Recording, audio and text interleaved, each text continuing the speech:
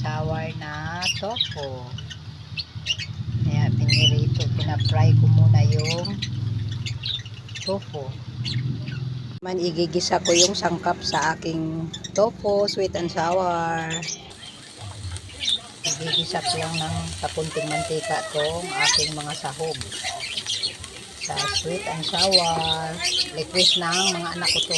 Gawa lang tayo ng sauce ng aking tofu.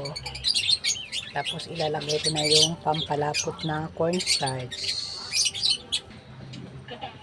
Halu-haluin lang ng kaunti hanggang sa lumapot ang aking sauce sa tofu. Kuluan ko lang ng kunti.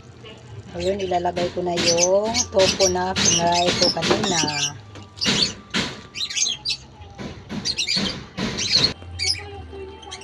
Halu-haluin ko lang ng kaunti. Kunting kulo lang. Maluluto na ang aking sweet and sour tofu. Mura na, healthy pa ang aking ulam.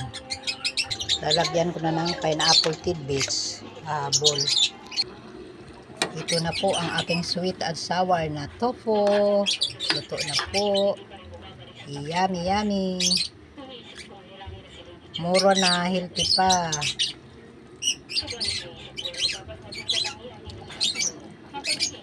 Thanks for watching.